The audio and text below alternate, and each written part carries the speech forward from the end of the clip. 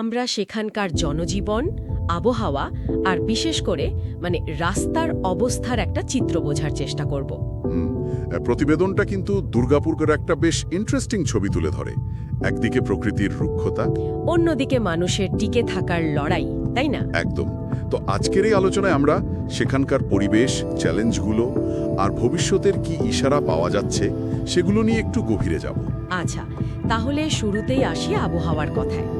প্রতিবেদন অনুযায়ী এখানকার আবহাওয়া নাকি বেশ বৈচিত্র্যময়, কিছুটা চরমও। হ্যাঁ, এটা উপক্রান্তীয় মৌসুমী জলবায়ু অঞ্চলের অংশ, তো তাই এই চরম ভাবটা দেখা যায়।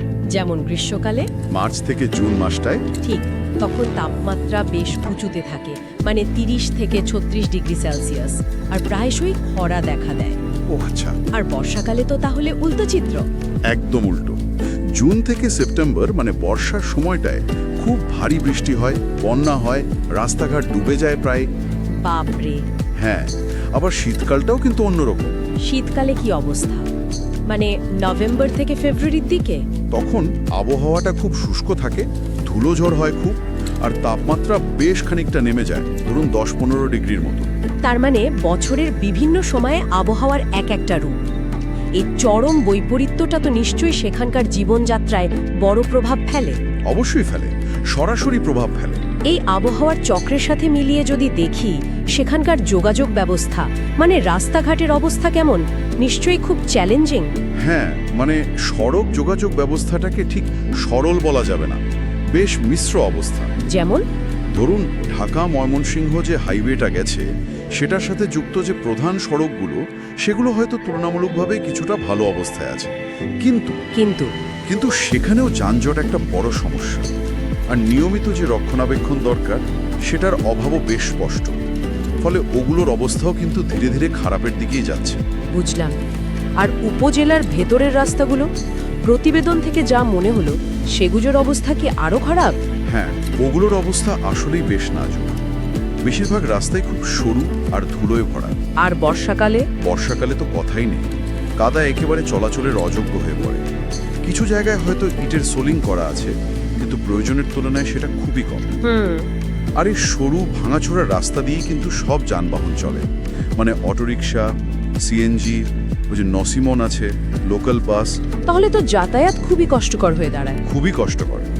এই রাস্তার অবস্থাটা কিন্তু সেখানকার মানুষের অর্থনীতি, তাদের জীবনযাত্রা, সবকিছুর উপর একটা বাড়তি চাপ তৈরি করে রেখেছে। বোঝা যাচ্ছে, এইরকম একটা কঠিন পরিস্থিতির মধ্যেই তো সেখানকার মানুষজন তাদের জীবিকা নির্বাহ করছেন। প্রতিবেদন বলছে অর্থনীতিটা মূলত কৃষি আর ছোটখাটো শিল্পের ওপর নির্ভরশীল। হ্যাঁ, সেটাই। ধান, পাট, বিভিন্ন শাকসবজি, এগুলো তো প্রধান কৃষিপণ্য। এর পাশাপাশি কিছু ছোট শিল্প গড়ে উঠেছে, যেমন ধরুন ডাল মিল আছে, কিছু ধাতব কারখানাও আছে। এগুলো স্থানীয় অর্থনীতিতে কিছুটা হলেও ভূমিকা রাখছে। কিন্তু এর সাথে নিশ্চয়ই কিছু মৌলিক চ্যালেঞ্জও আছে। অবশ্যই আছে, বেশ কিছু বড় চ্যালেঞ্জ আছে। যেমন আধুনিক স্বাস্থ্যসেবার সুযোগ কিন্তু খুবই সীমিত।